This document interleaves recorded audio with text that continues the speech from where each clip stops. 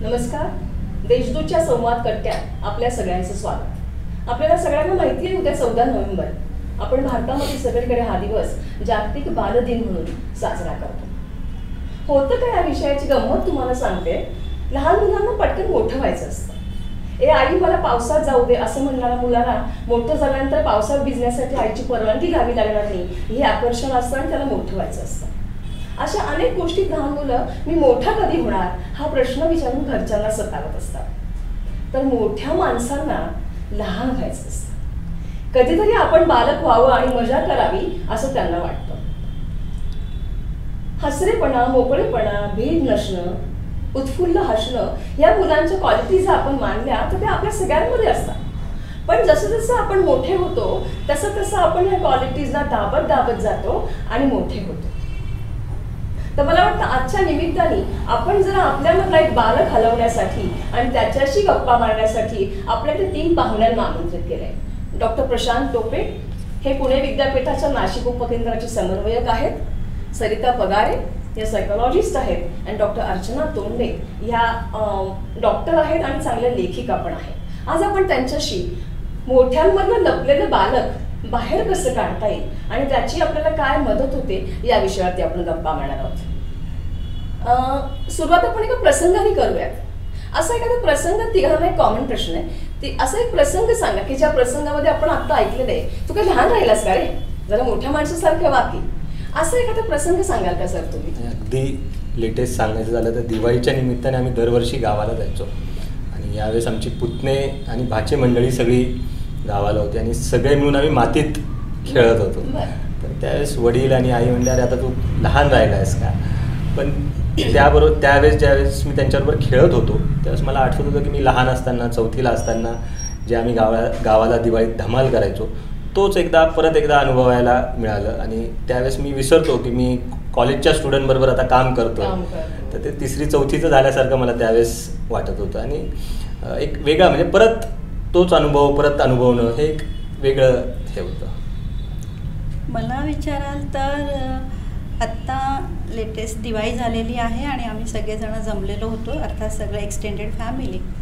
आणि माझ्या भाचीला ट्विन मुलं आहेत दोघे आणि आता एवढे लोक जमल्यावर थोडं गाद्या वगैरे घातल्या होत्या की ज्या हल्ली आपण घालतच नाही. आपण सगळेजण बेडवर झोपतो, गाद्या नसतातच. गाद्या ही कन्सेप्ट तसं मुलांना माहिती नाही. ते 3रीत आहेत दोघंजणं. तर गाद्या घातल्यावर त्यांना म्हणजे एवढा आनंद झाला.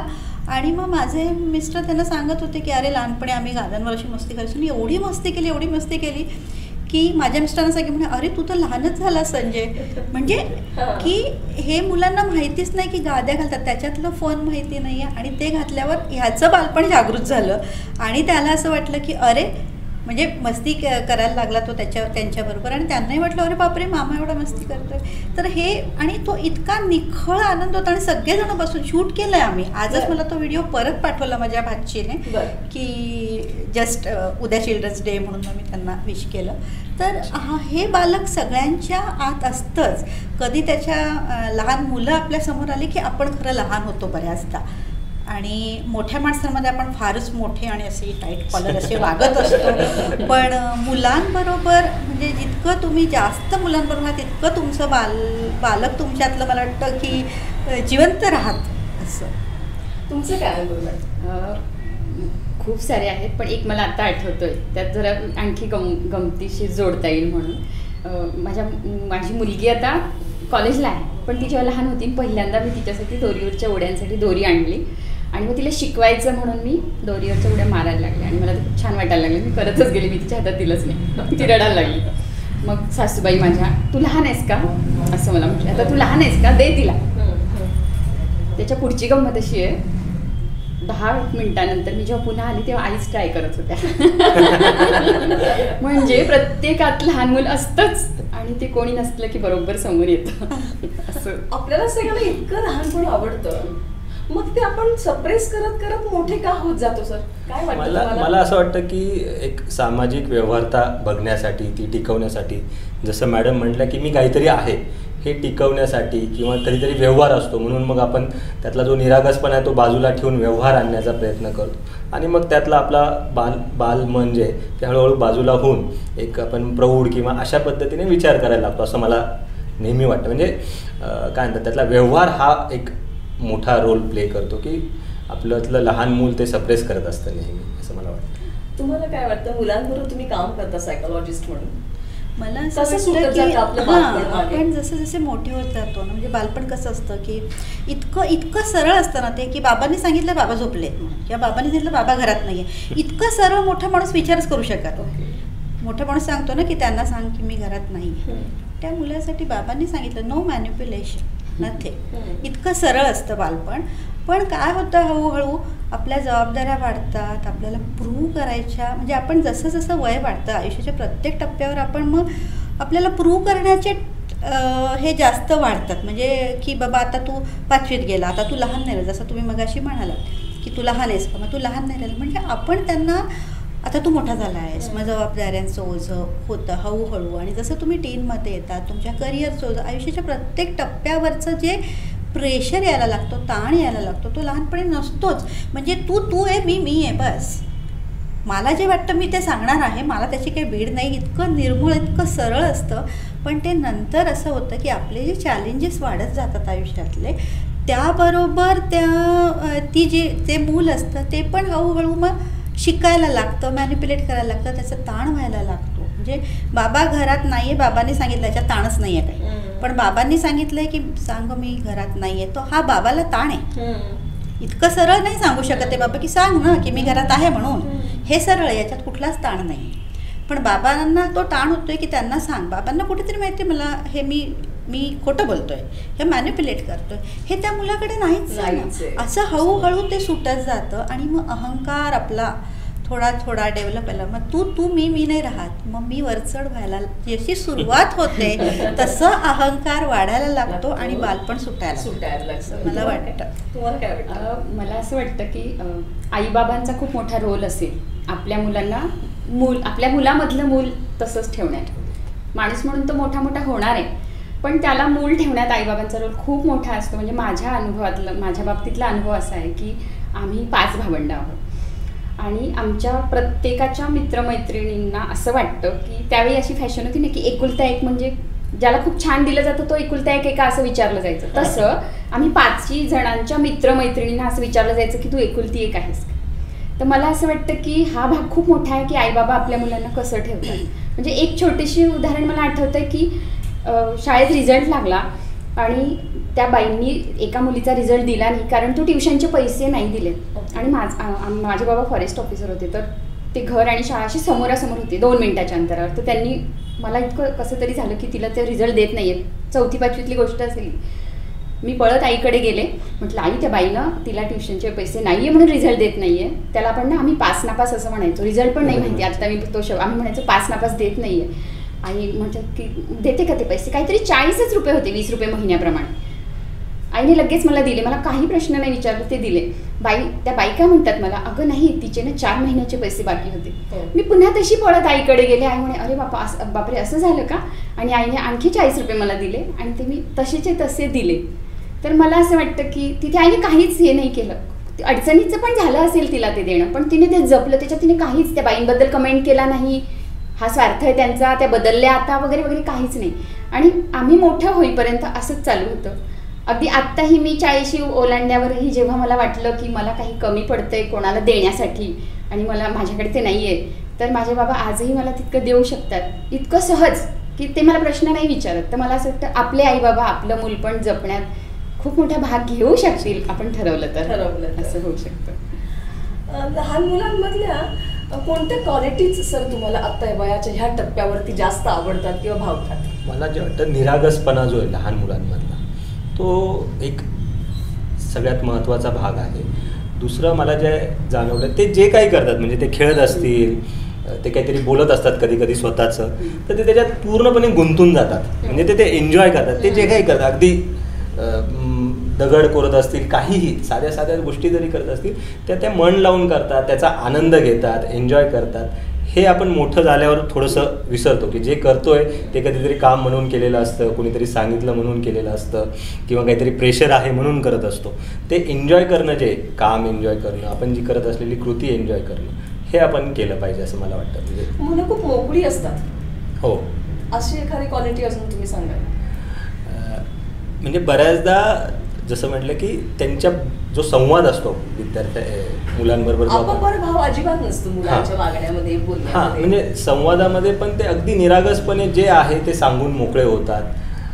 त्यामागे काही जसं आपण व्यवहारता बघतो की हे सांगितलं तर हे कमी मिळेल मला, हे जास्त मिळेल, असं न करता अगदी मोकळ्यापणाने म्हणजे चॉकलेट वाटत होते माझी भाची, तर तिने ते बरोबर छोटे छोटे म्हणजे तिला कमी येतोय मोठं येतं असं काही तिने बघितलं नाही. तिच्याबरोबरचे जे 4 जण होते त्यांना तिने बरोबर एक तुकडा एक जण असं तिने ते वाटलं. तर हा पण एक महत्त्वाचा भाग आहे लहान मुलांच्या ह्याच्यातला की जो आपण अजून पण टिकवला पाहिजे आणि आपण म्हणजे तशा अर्थाने तसं लहानपण जगू शकतो. आता आपण बोलतोय मुलांमधला मोकळेपणा, निरागसता, त्यांचं निर्मळ मन, त्यांचे कुठले अपपर भाव नसणं त्यांच्यामध्ये, हे सगळं विसरून मोठं होणं अपरिहार्य असतं. काय वाटतं तुम्हाला सायकोलॉजिस्ट म्हणून? सायकोलॉजिस्ट म्हणून आपल्या ह्या स्टेजेसच आहेत ना, म्हणजे ह्या आपण आधीपासून बघ की आपली एक बाल्यावस्था असते, अगदी म्हणजे शिशु अवस्था असते, बाल्यावस्था असते, मग त्यानंतर आपण पौगंडावस्थेत येतो, त्यानंतर आपण प्रौढ होतो, मग आपण वृद्धापकाळाकडे जात असतो. हा प्रवासच आहे. हा प्रत्येक म्हणजे प्राणी असो, पक्षी असो, मनुष्य असो, ह्या सगळ्यातनं हे टप्पे आहेतच आपल्यात. फक्त आपला हा जो प्रवास आहे हा फार जास्त मोठा असतो. ह्युमन बिईंगचा प्रवास हा फार मोठा असतो. तर हे अपरिहार्य बनण्यापेक्षा ते हवंही असतं ना. म्हणजे मी ग्रो होतोय म्हणजे काय होतोय, नुसतं माझं वय वाढतंय नाही, मी विचारांनी मी प्रगल्भ होतोय का, माझी कसं असतं की लहानपणी तुम्ही जर मॅस्लोचा चार्ट बघितला आणि जर ह्युमन बिईंगच्या गरजा बघितल्या, सायकोलॉजिकल नीड्स बघितल्या, तर जेव्हा बाळ जन्म घेतो तेव्हा त्याच्या सगळ्या गरजा या फिजिओलॉजिकल असतात. माझं ओलं झालं, माझं पुसा, मला गरम होतं आहे, मला काहीतरी थंड टाका, मला भूक लागली, मला खायला द्या. त्यानंतरच्या गरजा असतात की मला सेफ वाटते का, मला सिक्युअर. एखाद्या तुम्ही 2 वर्षाच्या मुलाला गार्डनमध्ये घेऊन गेलात तर तो सतत बघत राहणार की आई बाबा जवळ आहेत ना, ही ॲश्युअर्स त्या. तर मग तेव्हाची गरज असते त्यांची सेफ्टी, सिक्युरिटी. त्याच्यानंतर जेव्हा बाल्यावस्थाकडे मुलं येतं तेव्हा त्याला असं वाटतं की माझं बिलॉंगिंगनेस, हे माझं आहे. बघा, खेळणी देत नाही कोणाला, हे माझं आहे, ही अवस्था असते. लव, बिलॉंगिंग, त्यानंतर आयडेंटिटी असते, सेल्फ एस्टीम असते. तर ह्या सगळ्या, आणि मग तुमचं सेल्फ ॲक्च्युलायझेशनकडून ट्रान्सलेटकडे आपण जातो पुढच्या आपल्या टप्प्यावर. तर हा सगळा मनुष्याचा हा जीवनक्रमच आहे.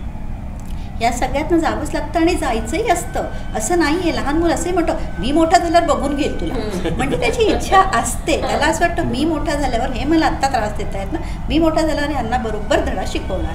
तर ही आंतरिक इच्छा पण असते आणि ती सहज सुलभ, म्हणजे ते नैसर्गिक आहे हे सगळं, की ह्या टप्प्यांवरून जाणं. आणि आपण म्हणतो ना की एक समृद्ध आयुष्य जगलं, एखादी व्यक्ती समृद्ध आयुष्य जगलं, मग ते काय की हे सगळं उपभोगलं आहे. आणि प्रत्येक टप्प्यावर म्हणजे तुम्ही शिशु म्हणून कसं होतात, बालक म्हणून कसं होतं, इवन पौगंडावस्थेमध्ये, तुमच्या ॲडल्टहूडमध्ये सगळीकडे रिफ्लेक्ट होत असतं. म्हणून आपण म्हणत असतो नाही रे, ते बालपणाचं त्याचं ना त्यात ट्रॉमा असेल, किंवा बालपण त्याचं असं गेलं आहे, किंवा फारच वंचित आहे. ह्या सगळ्या इवन वृद्धापकाळामध्ये जर आपलं बालपण जास्त रिफ्लेक्ट होत असतो. म्हणून आपण नेहमी म्हणतो सर्व धर्म जाती मध्ये असं नेहमी म्हणतात की वृद्धापकाळ हा बालपणासारखा असतो. तर हा प्रत्येक टप्प्यावर, आणि हा जीवनक्रमच आहे. ह्याच्यात असं कोणाला वाटू शकत नाही की मी मोठंच होऊ नये. मोठं झाल्यावर वाटू शकतं की अरे काय मी मिसला असं, पण मी मोठं होऊ नये असं कोणालाच वाटत नाही. ह्याच्यातनं जायचंच असतं, सगळे अनुभव घ्यायचे असतात. आणि बऱ्याचदा तर टीनमध्ये ते असते, आणि मग ती साधारण 10 वर्षापर्यंत विचार डेव्हलप होतात. आता तर इतकं फास्ट असतं ब्रेनचं डेव्हलपमेंट. तर हे सगळ्या टप्प्यातनं जाणं हा एक आनंददायी अनुभव असतो. असं नाही आहे की म्हणजे लहान असणं हाच फक्त आनंददायी अनुभव आहे, पण लहानपण जे आहे बाल्यावस्थामधला निर्भय जो आनंद घेता येतो, निर्मळ जे असतं, तू मी काहीच नसतं. तर हे ना, हे थोडंसं पुढे जपलं ना, म्हणजे उगाच तुझं माझं करत ना बसणं, हे खरं बालपणातलं तुम्ही जे म्हणतात की जिस्ट काय आहे, तर ते हे आहे. आता आपण बोलतोय मोठ्यांना लहान का व्हावंसं वाटतंय, लहानांना का बरं मोठं व्हायचं असतं पटकन? तुम्हाला काय वाटतं की त्यांना काय आकर्षण असतील मोठ्या माणसांच्या स्वभावातली, बदलातली? तुम्हाला काय वाटतं? मला माझं म्हणाल ना तर मला ते वाटायचं की हे सगळे मोठे कुठेही जाऊ शकतात, केव्हाही जाऊ शकतात, याचं मला प्रचंड आकर्षण होतं. आणि मला आत्ता तेच दिसतं माझ्या मुलांमध्ये किंवा आजूबाजूची जी काही मुलं असतात त्यांच्यामध्ये, की मोठी माणसं त्यांना हवं ते करू शकतात. हे एकच गोष्ट आहे की त्यांना वाटतं त्यांचं स्वातंत्र्य आपण हे करतो ना, त्यामुळे त्यांना ते तसं वाटतं की हे करू शकतात. म्हणजे आपण ना बऱ्याच वेळा मुलांना म्हणतो की लवकर झोपा, आणि आपण मात्र कामाच्या निमित्ताने का होईना कम्प्युटरसमोर बसलेलो, तर त्यांना वाटतं ह्यांना कोणी नाही बोलत आहे.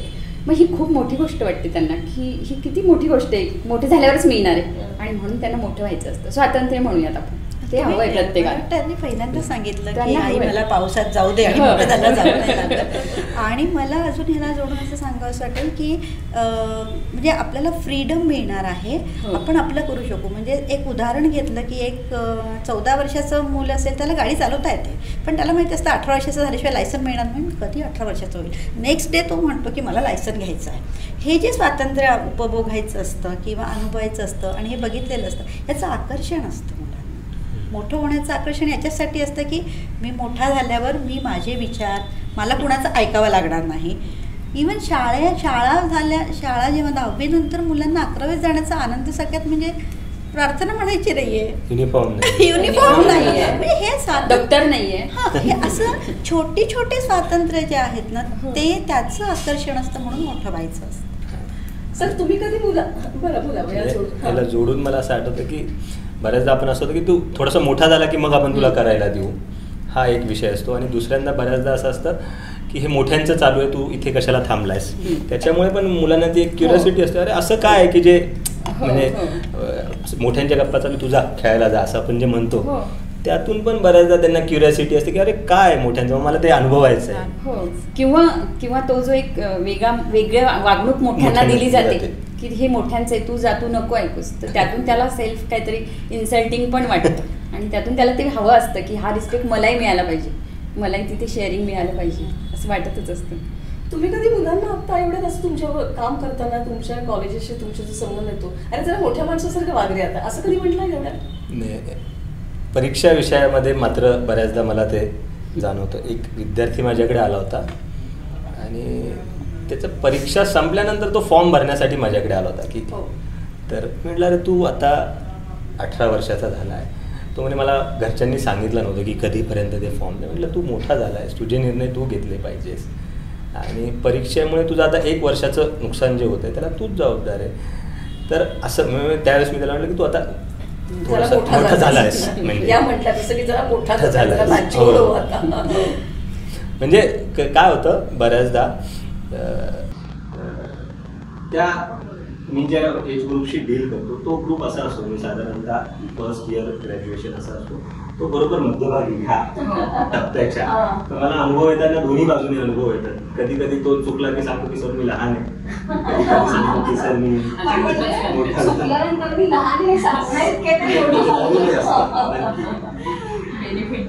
दोन्ही बाजूने घेतात. तुम्हाला कोणालाही असं मुलांच्या निरागसतेचा अनुभव आहे, म्हणजे समजा घरामध्ये आपण असं मुलांना हळू होते की तुम्हाला काही मोठ्याला सांगणार ते कसं मोठ्याने बोलतात तुम्ही मला चालत असते अनुभव, असं कधी प्रसंग अनुभवलं की मोठ्यांचं मुलांनी असं बोलून काहीतरी पंचायत केली आहे माझ्या मोबाईलवरून मला तसं म्हणजे भाजी मोबाईल तुझा मोबाईल थोड्या वेळाने मला काही मेल आला म्हणून मी मेल चेक करायला लागलो. मी तिच्या मम्मीला बोलला माझा फोन घेतला आणि आता तो स्वतः. हे तर खूपच असाच अनुभव आहे की मी कालच असं घरात रूल लावून टाकला की जेवताना नाहीच बघायचं आहे. ते ऐकत नाही, पण मधून तो नियम मला लावावा लागतो. आणि मग त्यांनी आज नाही घेतला तो, आणि मी जेवायला बसली, आणि कारण मी नुकतेच रिकामे झाले होते दवाखान्यातनं, म्हणून मी जेवायला बसताना सहज मोबाईलवर हात गेला. तर त्या दोघी अशा हसत होत्या की कळलं नाही मम्मी तुला कळलं का की तू केव्हा TV म्हणजे मोबाईल केव्हा सुरू केला, तुझ्या लक्षात आलंय का की तू बघते किंवा तू केव्हा सुरू केला. मग मी अशी खाडकन झाली आणि बंद केला. तुमच्याकडे असे पालक येतात का हो की याला जरा मोठ्या माणसासारखं वागायला शिकवा, आता जरा मोठा झाला असं म्हणून काउन्सिलिंगसाठी पालक याचं प्रमाण किती आहे? खरं तर प्रत्येकच पालकाची अशी कंप्लेन असते की मॅडम बाकी काही नाही हो, पण बघा ना तो वेळच्या वेळी अभ्यास करत नाही, आणि अजिबात आल्यावर चप्पल बूट नीट ठेवत नाही, अजिबात ऑर्गनाईज नाही, त्याला खूपदा सांगावं लागतं.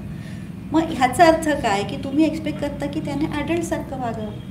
है ना. म्हणजे मला हल्ली फार गंमत वाटते, आपण त्या लहान होण्याचं बोलतोय, पण आपल्याला जसं मगाशी तुम्ही म्हटलात प्रत्येक आईवडिलांना मुलांना एवढं लवकर मोठं करायची का घाई आहे. म्हणजे मला असं वाटायला लागलंय की अरे why do you want them to behave like adult. एकदम 4-5 वर्षाची मुलं, तुम्ही ड्रेसिंग बघा आजकालच्या मुलांचं कसं असतं, मुलींचं ड्रेसिंग बघा की बाल्यावस्थातल्या मुली म्हणजे चाइल्डहुडमधलं ड्रेसिंग एकदम टीनमधलं असतं किंवा ॲडल्टहुडमधलं असतं. सो मला असं वाटतं की पेरेंटच, आणि याच्यातनं आपण अहंकार आणि इगो नर्चर करतोय हे आपण विसरतोय.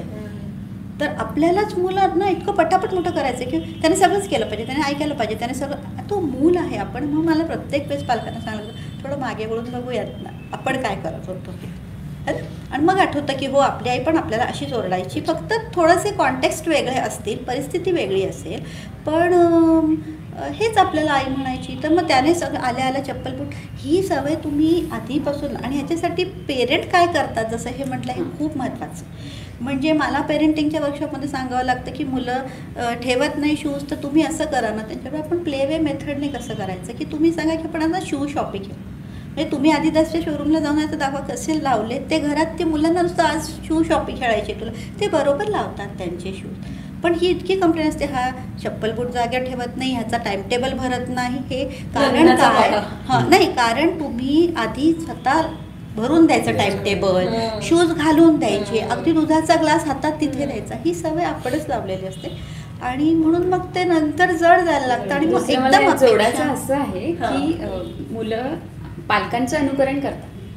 पालकांमधलं कुणीतरी एक असतोच की तो चुकीचं वागतो, एक असतो की तो बरोबर वागतो कदाचित, म्हणून त्याला हवंय की याने असं वागावं, पण दुसरा तसं नसतो वागत. आणि त्यामुळे म्हणजे माझं उदाहरण असं आहे की मला मी घाईत आले की मी चपला तिथेच ठेवते, आणि मग नवरा मला ओरडतो की तू वर ठेव, तू नाही ठेवत मग त्या पण नाही ठेवत. असं खूपदा होतं, मी ठरवते आणि पुन्हा तसंच होतं. त्यामुळे ते असे हे क्लॅशेस खूप होतात की तुम्हीच नाही केलं तसं तर मुलं कसं करतात. अनुकरण खूप महत्त्वाचं आहे. त्यामुळे आपल्याला अलर्ट राहून त्या गोष्टी आधी शिकाव्या लागतील, आत्मसात कराव्या लागतील, तरच मुलं ऐकतील. आणि असं मुलं, ते मूल आहे हे विसरूनच चालणार नाही. आपण तेच विसरतो की हे मूल आहे. याला जोडून फक्त एक मला जे वाटतं, आत्ता जे लर्निंगचं म्हणजे फॉर्मल एज्युकेशनचं जे एज आहे ते आपण इतकं कमी करून ठेवलं आहे. म्हणजे साधारणतः मुलगा 2 वर्षाचा झाला की त्याच्या फॉर्मल एज्युकेशनचा विचार करायला सुरुवात करतो आपण. म्हणजे मला आठवतं की आम्ही 3, 4, 5 वर्षाच्या होईपर्यंतच्या मुलाला निवांतपणे खेळायला द्यायचो. पहिलीतच शाळेत जात होतं. हां म्हणजे निवांत खेळायचा तो, शाळेतून आला की खेळायचा. आत्ता मी असं बघतो की साधारणतः 3 वर्षाच्या मुलाला पण वॅकेशन्समध्ये क्लासेस असतात, 4 वर्षाच्या मुलाला पण ट्युशन लावलेली असते. तर त्याच्यात पण आपण त्या लहान मुलाला थोडंसं म्हणजे अडल्ट बनवण्याचा लवकर प्रयत्न करूयात आपण. तुम्हाला एक तिघांना कॉमन प्रश्न की तुम्हाला प्रत्येकाला एक दिवस दिला, तुम्हाला सांगितलं आज तुम्हाला लहान व्हायचा दिवस तुमचा आहे, तुम्ही काय कराल सर? मी परत जसं म्हटलं की आमच्या शेतावर आम्ही खेळायला जायचो मातीत, तिथे पाणी द्यायचं असायचं, म्हणजे पाणी देण्यासाठी ते खेळायचो आम्ही त्यात. तर ते करायला मला परत आवडेल, पुन्हा एकदा शेतात जाऊन तिथल्या पाण्यामध्ये खेळायला, मातीमध्ये खेळायला. मी बऱ्याचदा म्हणजे मी ज्या एका किंडरगार्टनशी प्री स्कूलशी असोसिएट आहे तिथे मी बऱ्याचदा रोजच्या रोजच ह्या ॲक्टिव्हिटी करतच असते. म्हणजे मी त्यांच्याबरोबर ब्लॉकबरोबर बिल्डिंग बनवत असते, मग ते आम्ही पाडत असतो, मग क्ले बरोबर खेळत असतो. तर आता आम्ही आकाशकंदील बनवले, कधी पणत्यांना हे सगळं कारण त्या लहान मुलांचे मोठं स्किलसाठीच्या ज्या ॲक्टिव्हिटीज त्या आम्ही करतच असतो सगळ्या. आणि कॉग्नेटिव्ह लेवलवर त्यांना ह्या सगळ्याचं एक्सपोजर आम्ही देत असतो. तर आम्हीसुद्धा ते एक्सपिरियन्स करतो. म्हणजे किल्ला बनवणं असू दे की त्यांच्याबरोबर एखादं नाटिका बसवणं असू दे, हे सगळं आम्ही एक्सपिरियन्स करत असतो. त्यामुळे मला रोजच थोडंसं मूल माझ्यात रोजच असतं असं मला वाटतं. आणि त्यांच्याकडनं रोज शिकायला मिळतं काय असं मला आपल्याला वाटतं की आपण मोठे आपण शिकवतो. मला नेहमी ती टेबलच्या ह्या बाजूची कन्सेप्ट मला पटत नाही. म्हणजे त्यामुळे आमच्या शाळेमध्ये ते मूल पण येऊन बोर्डवर लिहू शकतं असं. तर मी रोजच अनुभवते असं. मी ना लहानपणी माझे बाबा फॉरेस्ट ऑफिसर आहेत, तर ज्याला आवडेल त्याला ते घेऊन जायचे दौऱ्यावर जाताना किंवा जंगलात जाताना. दररोजचीच फेरी असायची, तर मी नेहमीच त्यांच्यासोबत जायचे. माई आमचा डबा, पाणी असं सगळं द्यायची. तर मला आत्ताही आवडेल की माझ्या बाबांसोबत मी जंगलात गेले.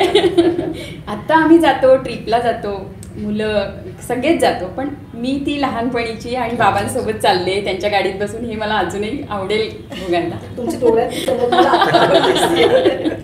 मी माझ्या वडिलांबरोबर तेव्हा सायकल होत्या, म्हणजे ही गोष्ट आहे 68ची वगैरे, 68 69ची.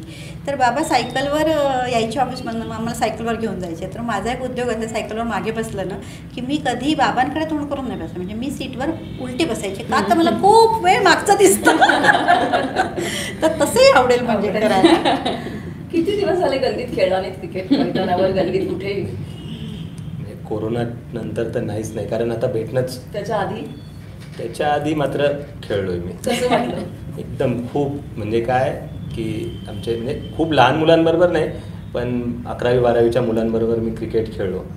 तर म्हणजे त्यांना पण एक्सपेक्टेड नव्हतं की सर आपल्याबरोबर खेळायला येतील, पण छान अनुभव होता. म्हणजे किती दिवस झाले भेळ खाल्ली नाहीये, गंगेवर जाऊन उगीच चाट खाल्लं नाहीये, उगीच काहीतरी, म्हणजे एंडलेस गंगेची एक सई आहे. गंगा एक उदाहरण, असं गल्ली असू शकतं आपल्या परिसरात, असं किती दिवसात तुम्ही केलं नाही? मला वाटतं पॅन्डेमिकमध्ये तर केलेलंच नाही, किती मोठी पण असेल, पण त्याआधी केलं आहे. मी सांगते ना की हे जनरली कधी होतं की आपल्याकडे सगळी बच्चे कंपनी आली, आम्ही दोघंच असतो, माझी मुलगी मोठी, पण बच्चे कंपनी आली की ह्या सगळ्या गोष्टी होतात. मग त्यांच्याबरोबर अगदी मग ते काय बुड्डी के बाल पण खाणं होतं.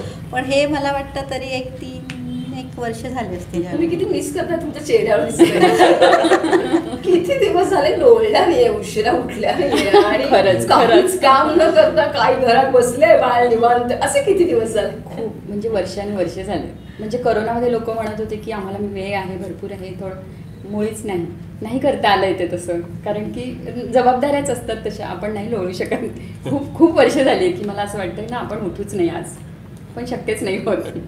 आपण बघा सगळेजण किती आनंदाने आपल्या बालपणाच्या गोष्टी आता इथे करतोय. सर तुम्हाला काय वाटतं की हे जी बाल्यातली गुण, हा आनंद आहे, निर्मळ मन आहे, निरागसता आहे, आपापर भाव नसणे आहे, हे सगळे गुण आपल्यामध्ये अलाईव्ह ठेवण्यासाठी आपण काही करू शकतो मोठे असताना? मला असं वाटतं की जसं मॅमने सुचवलं, आपण तो वेळ जर त्या मुलांमध्ये घालवू शकलो तर आपोआप आपल्यातला पण लहान मूल जे आहे ते बाहेर येऊ शकेल. ठरवून काही वेळ आपण जर या विद्यार्थ्यांबरोबर, लहान मुलांबरोबर नक्की घालवला पाहिजे. आणि जसं मी ते क्रिकेटचा अनुभव सांगत होतो की क्रिकेट ज्यावेळेस ते खेळायचं होतं त्यावेळेस मी बॅट घेतली माझी, आणि मग एका वेळेस ज्यावेळेस भांडण झालं त्यावेळेस म्हटलं की माझी बॅट आता चला मी तर तो अनुभव त्यांच्यासोबतच घेऊ शकतो. ज्यावेळेस मी माझ्यासारख्या माझ्या लेवलच्या प्रौढ लोकांशी बोलत असेल त्यावेळेस मी तो दाखवू नाही शकत माझ्यातलं लहान. मला असं वाटतं की जर लहान म्हणून तुम्हाला अनुभव घ्यायचा असेल तर तुम्ही लहान मुलांमध्येच जाऊन तो घेतलेला चांगला आहे, कारण त्यांना पण तो लहान मूल म्हणूनच सहजपणे आत्मसात होईल आपल्यातला. मला असं वाटतं की आपण आयुष्यात थोडे इफ्स आणि बट्स कमी केले ना, आपले फार इफ्स आणि बट्स असतात. हे असंच हवं, ते तसंच हवं, हा असाच आहे, तो तसाच आहे, हे असं असतं. तर मुलांकडे हे काहीच नसतं. त्यामुळे मला असं वाटतं इफ्स आणि बट्स आपण जर आपले कमी केले तर आपल्याला बरीच मदत होते की, आणि आहे तसं स्वीकारणं, त्यांच्यात तेच तू आहे मी. हे आता आपण थोडं शिकायला हवं या वयात पण, की ओके काय एवढं मोठं आभार नाही कोसळत आहे असं. तर ते त्यांना कशी तमा नसते कशाची, आपण उगाचच खूप जास्त अझ्युम करत राहतो आणि आपण स्ट्रेस होत राहतो, आणि आपण आपल्या भोवतीचं वातावरण जे आहे ते जे म्हणजे निरागसता असते किंवा ते आपण कमी होत जातो. तर मला असं वाटतं इफ्स आणि बट्स थोडे आपण कमी केले तर आपण त्याला पोचू शकू. हो, त्या जे म्हणतात ते अगदी बरोबर आहे. लहान मूल कसं असतं ना की आत्ता रडायला लागतं, त्याला नाही आवडलेली गोष्ट किंवा छान मजा आली की ते आनंद वाटला की ते हसायला लागतं. आपण ते सगळं सोडून देतो. आपण सतत, म्हणजे ते कसं असतं, ते इथे असतं ना, इथे आत्ता आनंद वाटला हसलं, आत्ता दुःख झालं रडून दिलं. आपण काय करतो, सतत पुढचं सतत इथे नाहीच आहोत. म्हणजे एक छोटंसं उदाहरण देते तुम्हाला. माझा भाचा खूप लहान होता, अगदी 3-4 वर्षाचा असेल. त्याला चॉकलेट दिलं आणि मग ते चॉकलेटचे स्क्वेअर्स असतात ना, ते त्याने सगळ्यांना एक वाटून दिले. त्याला मागितलं त्याने दिले, मस्त हसत तसं प्रत्येकाला दिले आणि आनंदाने दिले, हसत तसं दिले. त्याचं कौतुक झालं, अरे वा सगळ्यांना देतोय हा. आणि त्याला लक्षात आलं की आपल्याला काहीच राहिलं नाही, तर जोरात भोकाड पसरलं. तर हे इतका इनोसन्स, म्हणजे देण्यातलाही आनंद त्याने घेतला आणि नंतर एकदम दुःख पण झालं ते त्याने व्यक्त करून टाकलं. त्याला लाज नाही वाटली की दिलं तर आहे, आता कशाला आपली घालवायची, असं मोठे विचार करतील की आता इब्रत कशाला घालवायची, आता दिलंयच चूप बसूयात. त्याने तिथल्या तिथे ओकून टाकलं, रडून दिलं. तर मला असं वाटतं की आपण हे थोडं मिस करतोय मोठं मोठं होत जाताना. एका सिनेमामध्ये ना खूप सुंदर वाक्य होतं की उम्र के साथ जब हम बडे होते जाते हैं तो बहुत कुछ खोते जाते. तर हे जे आहे आपलं खोणं म्हणजे हेच आहे की आपण ते आनंदच विसरून चाललो, घेतच नाही आहे. सतत आपण आपल्याच इमेजच्या इतक्या दबावात आहोत, कोण काय म्हणेल, कोण काय म्हणेल ह्याला इतकं भाव देतो की आपल्याला काय वाटतंय हे आपण विचारातच घेत नाहीये. त्यामुळे तर ते थोडंसं आपण विचार केला. गुलजारांचं एक वाक्य आठवलं मला. ते म्हणतात, उम्र के साथ ए जिंदगी तूने क्या क्या छीन लिया, बचपन छीन लिया लेकिन बचपना मत छीन लिया. अगदी बरोबर. अगदी बरोबर. त्याच्याशी तुम्ही जो प्रश्न विचारला, तुम्ही मिस्टर बीनचं कोरिलेट करू शकता ते की त्याचं जे कार्टून्स किंवा त्याचं जे व्हिडिओज आहे त्यामध्ये तो मोठा माणूस आहे आणि तो लहान मुलासारखा वागतो अगदी, आणि तेच सगळ्यांना आवडतं. म्हणजे मी पण कधी कधी तुझं चालू असेल मिस्टर बीन तर मी पण त्यात गुंतो, म्हणजे बघण्यात वगैरे. आपले पालक पण काही आपला कट्टा बघतायत, तर आत्ता आपण बचपना असं जे बघतोय, आपल्यातल्या बालकाचा शोध घेता घेता आपल्या पालकांमधला बाल्यपण शिल्लक ठेवण्यासाठी पालकांना तुम्ही काय सांगाल आज?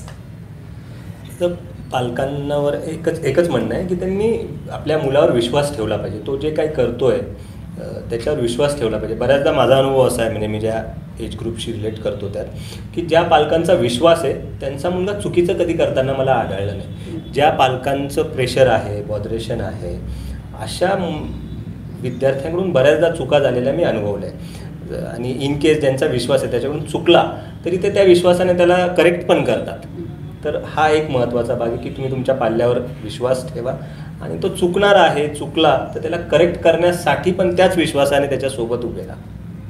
त्याच्यातलं बालपण शिल्लक ठेवण्यासाठी, त्याला खूप लवकर मोठं न करण्यासाठी पालकांना तुम्ही काय सांगा? मला असं वाटतं की त्याच्या त्या अवस्थेतल्या प्रत्येक गोष्टीचा स्वीकार करणं. आपण तो स्वीकार करत नाही आणि म्हणून मग आपल्याला असं वाटतं की अरे नाही, हे असं कसं काय, हे असं कसं काय. तर त्याच्या भावनांचा आदर करणं, त्या गोष्टीचा स्वीकार करणं प्रत्येक टप्प्यावर तुम्ही केलं म्हणजे आम्ही म्हणतो की पहिल्या, जसं मी म्हटलं तुम्हाला की एकदम इन्फंट जेव्हा असतं तेव्हाच्या गरजा पूर्ण झाल्या की तुम्ही पुढे जातात. प्रत्येक टप्प्यावरच्या गरजा तुमच्या पूर्ण होत गेल्या की तुम्ही एक सशक्त व्यक्तिमत्व बनतं. तर मला असं वाटतं की त्यांना थोडा तेवढी मुभा द्यावी, अजिबात अशी घाईघाई करू नये, आणि थोडं प्रत्येक मूल वेगळ्या पेसचं असतं तर ते थोडं ॲक्सेप्ट करून, म्हणजे आपण असंही करताना दिसतं बऱ्याचदा पेरचं मोठ्याने असं केलं नव्हतं पण छोटं असं करतो असं. पण आपण सारखे नसतो, तुमचे पण भावंड तशी नव्हतीच, तुम्ही काही डिक्टो कॉपी नाहीच आहात भावंडाची. तर हे थोडं लक्षात घेऊन जर मुलांशी डील केलं आणि त्याच्या प्रत्येक समजून घेऊन त्याचा आदर केला भावनेचा, तर ते पण शिकतात भावनेचा आदर करायला. आणि मग मला असं वाटतं की सेन्सिटिव्हिटी आपण त्यांच्यामध्ये इन्कल्केट करू शकतो. ह्या प्रश्नाचं उत्तर मी 2च गोष्टी सांगेल की आपली मोठी माणसं काय करतो आपण की म्हणजे आई बाबा विशेषतः मुलांना आपले व्ह्यूज देतो, ते देऊ नये, त्यांना शिकू द्यावे. आपले व्ह्यूज आपले आत्ता मॅच्युअर्ड वयात आलेले आहेत आणि खूप निबर झालेले व्ह्यूज आहेत आपले, आणि आपण खूप टक्के टोणपे खाऊन आपल्यामध्ये जे आलं आहे निगेटिव्हिटी वगैरे वगैरे ह्या सगळ्यांचं मिळून ते व्ह्यूज आले आहेत, आणि ते आपण त्यांना इनपुट नको द्यायला. आपण त्यांचं जेव्हा काही गोष्टी ऐकतो तेव्हा फक्त खरंच ऐका, आपले देऊ नका. एवढं एक गोष्ट खूप प्रॅक्टिकली पालकांनी केली पाहिजे. सांगूच नका की, म्हणजे बऱ्याच वेळा असं होतं की अच्छा अशी बोलली का ती, म्हणजे तिला वाटतं फार हेच आहे ती, अमुक काही पण, ते देऊच नका. त्यांचं तुम्ही फक्त ऐकून घ्या. खरंच त्यांची असुरक्षितता काही होत असेल तेवढ्यापुरता ती गोष्ट करेक्ट करा, पण बाकी नका देऊ. म्हणजे माझी विनंती असेल पालकांना की तुमचे व्ह्यूज मुलांना देऊ नका. आणि दुसरं, जेव्हा आपली मुलं छान हळूहळू मोठी होत जातात तेव्हा ना आपल्यातल्या चुका त्यांना कळत जातात आणि ते आपल्याला सांगत जातात. तर आपण खूप मोठ्या मनाने आणि खूप लहान मूल होऊन आपल्या चुकांचा स्वीकार करावा. मुलं खूप प्रामाणिकपणे आपल्याला आपल्या चुका सांगतात, त्या आपण घेत गेलो ना की ते मग प्रामाणिकपणे फीडबॅक पण देतात आणि त्यांचा नॅचरल हे करत जातात. कारण अशा आपण जर त्यांना अपोज केलं तर तेही तसं शिकत जातात की अच्छा थोडं मॅनिप्युलेट होऊन वागलं पाहिजे. आपण जर असं दाखवलं ना त्यांना की हो तू जी सूचना दिली ती मला आवडली, मी बदल केला, तेही तितकेच निरागस राहू शकतील की हो अशी चूक स्वीकारायची असते, काही विशेषच नाही आहे, नाही तर मग तेही आपल्यासारखंच ते शिकत जातील. तर या दोन्ही गोष्टी खूप प्रॅक्टिकली मला महत्त्वाच्या वाटतात की पालक म्हणून आपण हे केलं पाहिजे. बघा, मोठ्यांमधल्या बालकांचा शोध घेता घेता आपण ज्या आठवणी जागवल्या, गल्लीतलं क्रिकेट असेल, गंगेवर फिरणं असेल, निरागस मनाच्या आठवणी असतील, मुलांच्या निर्मळ मनाच्या काही चेहऱ्यावरची चमक तुम्हाला पण दिसते की आज आपल्यातल्या बालकाचा शोध घेता घेता किती आनंद आपल्याला सगळ्यांना झालेला आहे. मला वाटतं या तिघांच्या गप्पांमधून एक आपण असं लक्षात घेऊ शकतो की आपल्या मुलांना वाढवताना आपण त्यांच्यावर बालक म्हणून आपला पुन्हा प्रवास मोठा होण्याचा अनुभवू शकतो. त्यांच्यातलं बालपण जिवंत ठेवता ठेवता आपलं बालपण आपण त्यांच्याबरोबर अनुभवू शकतो. आणि निर्मळ मन, निरागसता, आपोपार भाव नसणं हे आपण मोठे होताना पण जिवंत ठेवू शकतो आणि त्याची आपल्या वाढण्यामध्ये आणि आपल्या आत्ताचा स्ट्रेस कमी होण्यात निश्चित मदत होते. त्यामुळे मला असं वाटतं आपल्याला सगळ्यांना एक दिवस असा निश्चितपणे मिळो की ज्या दिवशी आपण फक्त लहान होऊ आणि आपल्याला जे हवं असेल ते करू.